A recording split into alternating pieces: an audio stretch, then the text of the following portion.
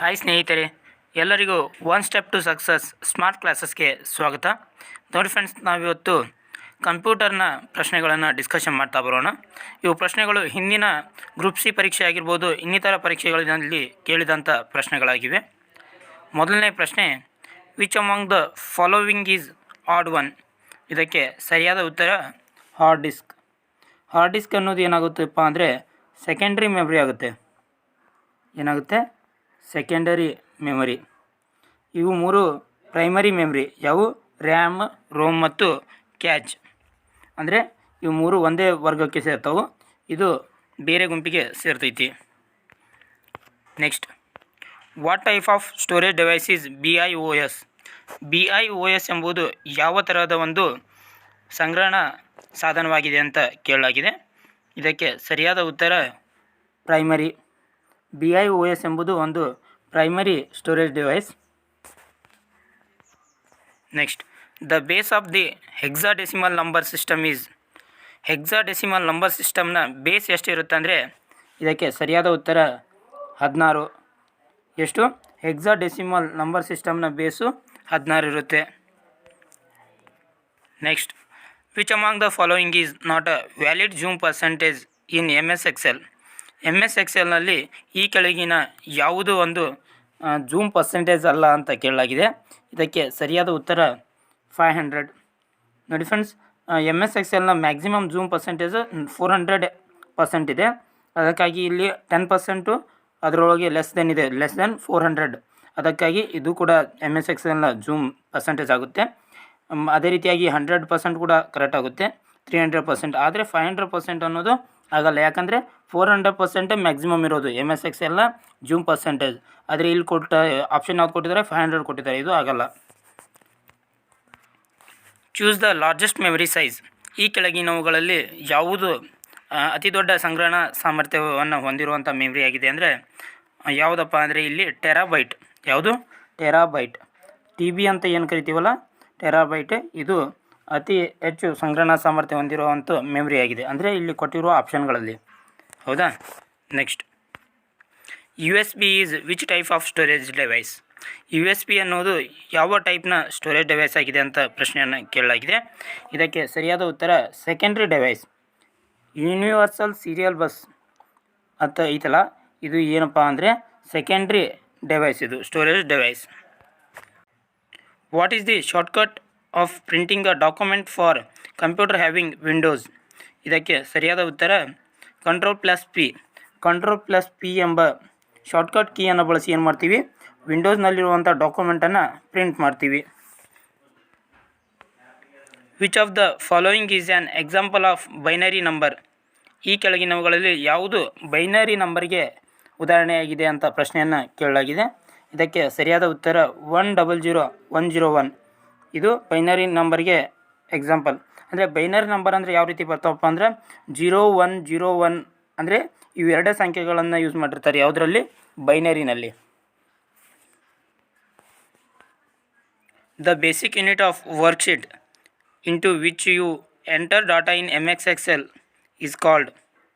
ನೀವು ಯಾವ basic unit ವರ್ಕ್ಶೀಟ್ನಲ್ಲಿ ಒಂದು ಬೇಸಿಕ್ ಯೂನಿಟ್ ಇರ್ತೈತಿ, ಅದರಲ್ಲಿ ನೀವೇನು ಮಾಡ್ತೀವಪ್ಪ ಅಂದರೆ ಡಾಟಾನ ಎಂಟರ್ ಮಾಡ್ತೀರಿ. ಯಾವುದರಲ್ಲಿ ಅಂತ ಕೇಳಲಾಗಿದೆ.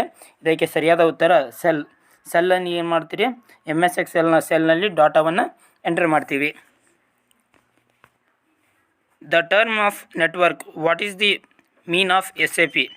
SAPಯ ವಿಸ್ತೃತ ರೂಪ ಏನಂತ ಕೇಳಲಾಗಿದೆ. ಇದಕ್ಕೆ ಸರಿಯಾದ ಉತ್ತರ service access point. Service access point ಎಂಬುದು SAPನ ವಿಸ್ತೃತ ರೂಪವಾಗಿದೆ. Next, VDU stands for? VDUನ ವಿಸ್ತೃತ ರೂಪ ಏನಂತ ಇಲ್ಲಿ ಪ್ರಶ್ನೆ ಕೇಳಲಾಗಿದೆ. ಇದಕ್ಕೆ ಸರಿಯಾದ ಉತ್ತರ ವಿಜುವಲ್ ಡಿಸ್ಪ್ಲೇ ಯೂನಿಟ್. ಏನು? ವಿಜುವಲ್ ಡಿಸ್ಪ್ಲೇ ಯೂನಿಟ್ ಎಂಬುದು VDUನ ವಿಸ್ತೃತ ರೂಪವಾಗಿದೆ. 7-bit alphanumeric code is? 7-bit alphanumeric code ಈ ಕೆಳಗಿನವುಗಳಲ್ಲಿ ಯಾವುದು ಅಂತ ಕೇಳಲಾಗಿದೆ. ಇದಕ್ಕೆ ಸರಿಯಾದ ಉತ್ತರ ASCII. ASCII ಎಂಬುದು ಏನದು? 7-bit alphanumerical code. Which among the following is a divide symbol in M S Excel.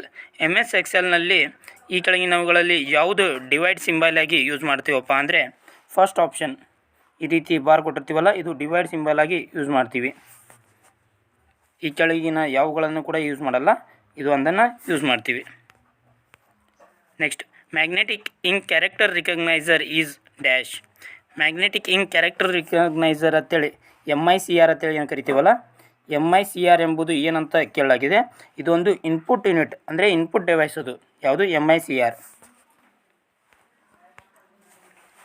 MS Windows and MS DOS system were developed during which generation of computers? ನೋಡಿ ಫ್ರೆಂಡ್ಸ್, MS Windows ಮತ್ತು MS DOS ಎಂಬ ಎರಡು operating system ಇವು ಯಾವ ಜನ್ರೇಷನ್ನ ಕಂಪ್ಯೂಟರ್ನಲ್ಲಿ ಬೆಳೆದು ಬರ್ತಾವತ್ತೆ ಕೇಳಲಾಗಿದೆ. 4th generation. ಎಷ್ಟನೇ ಜನ್ರೇಷನ್? 4th ಜನ್ರೇಷನ್ನಲ್ಲಿ MS Windows ಮತ್ತು MS DOS ಸಿಸ್ಟಮ್ಗಳು ಡೆವಲಪ್ ಆಗ್ತಾವೆ. ENIAC, EDVAC and EDSAC are examples for. ನೋಡಿ friends, ENIAC, EDVAC and EDSAC ಇವು ಕಂಪ್ಯೂಟರ್ನ ಹೆಸರುಗಳು. ಈ ಕಂಪ್ಯೂಟರ್ಗಳು ಯಾವುದಕ್ಕೆ ಎಕ್ಸಾಂಪಲ್ ಆಗಿವೆ ಅಂದರೆ ಫಸ್ಟ್ ಜನ್ರೇಷನ್ ಕಂಪ್ಯೂಟರ್ಸ್ಗೆ ಎಕ್ಸಾಂಪಲ್ ಆಗಿವೆ. ಯಾವುದಕ್ಕೆ? ಫಸ್ಟ್ ಜನ್ರೇಷನ್ ಕಂಪ್ಯೂಟರ್ಗೆ. ಫಸ್ಟ್ ಜನ್ರೇಷನ್ ಕಂಪ್ಯೂಟರ್ನಲ್ಲಿ ಏನನ್ನು ಯೂಸ್ ಮಾಡಲಾಗುತ್ತಪ್ಪ ಅಂದರೆ ವ್ಯಾಕ್ಯೂಮ್ ಟ್ಯೂಬ್ಸನ್ನು ಯೂಸ್ ಮಾಡಲಾಗುತ್ತೆ. ಯಾವುದನ್ನು? Vacuum tubes. The maximum zoom percentage of MS PowerPoint is. MS PowerPointನ ಝೂಮ್ ಪರ್ಸೆಂಟೇಜ್ ಮ್ಯಾಕ್ಸಿಮಮ್ ಎಷ್ಟಿದೆಯಪ್ಪ ಅಂದರೆ 400% ಇದೆ. ಎಷ್ಟಿದೆ? 400%. Next, which of the following is not a binary number. ಈ ಕೆಳಗಿನವುಗಳಲ್ಲಿ ಯಾವುದು ಬೈನರಿ ನಂಬರ್ ಅಲ್ಲ ಅಂತ ಕೇಳಲಾಗಿದೆ. ಇದಕ್ಕೆ ಸರಿಯಾದ ಉತ್ತರ 2021.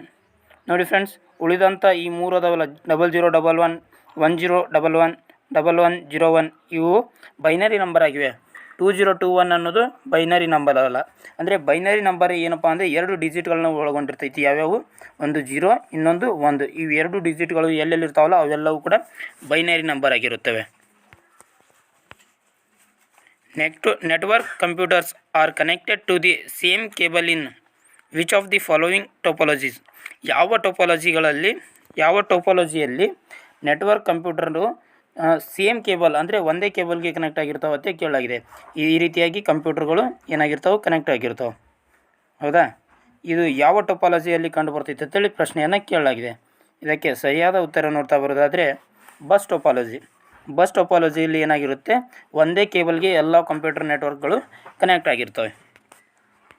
Next, what is the extension of PowerPoint in Microsoft Office 2007?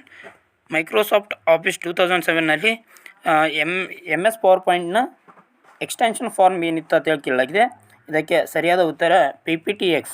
PPTX ಎಂಬುದು MS PowerPointನ 2007 ವರ್ಷನ್ನ ಎಕ್ಸ್ಟೆನ್ಷನ್ ಫಾರ್ಮ್ ಆಗಿತ್ತು.